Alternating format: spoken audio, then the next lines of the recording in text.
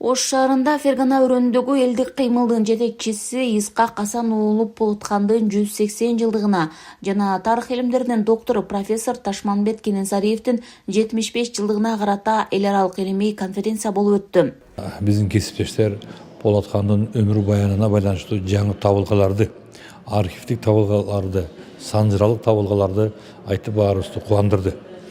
Андан сырткары биринчи жолу мен көрүп атам, ошо Полоткандын урпактары өздөрү келип катышты жана Полоткан жөнүндө китеп жарыялашкан экен. Ошол китепте көп Өзбекстандан алынган, башка жактардан архивтерден алынган уникалдуу документтер негизделген китеп экен. Иш-чарага чет мамлекеттен келген коноктор, өлкөбүздүн белгилүү окумуштуу тарыхчылары, чыгармачыл жамаат жана расмий өкүлдөр катышты. Иш-чаранын жүрүшүндө Байытованын Исқақ Асан уулу Полот Фергана өрөөнүндөгү азаттык көтөрүлүштүн жетекчиси аттуу монографиясынын бет ачары болду. Кокон хандыгы бул бир кылымдан ашык, бир жарым кылымдай болгон мамлекет.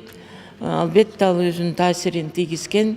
Биздин өнүгүүбүзгө анын ичинен жана элдик кыймыл кандайча башталган, ошол кыймылдын күчтөрү, ошол кыймылдын себептери, анан бүгүнкү күнү биздин көз карашыбыз дегендей аябай көп ушундай ар түрлүү маселелер чыгып атат. Конференцияга Чехия, Өзбекстан, Россия жана Кыргызстандын бардык аймактарынын окумуштуулары 50дөн ашуун баяндамалары менен катышты. Талкуулар 3 багытта: Исқақ Асан уулу Полоткандын өмүрү жана ишмердүүлүгү, профессор Кененсариев Кыргызстандын тарыхын изилдеген чыгаан илимпоз жана Кокон хандыгын изилдөөнүн актуалдуу маселелерин талкуулашты. Юбилейлик жыл болуп атат, ошол инсандарды эскерип, ушул жалпы тарых илимин коомчулукка популяризациялоо максатында бул иш-чара 2024 жылы Кыргызстанда Тоолу Кара Кыргыз областынын 100 жылдыгына жарыяланды да иш-чаралар. Ошонун алкагында анан биздин Ош мамлекеттик университетинин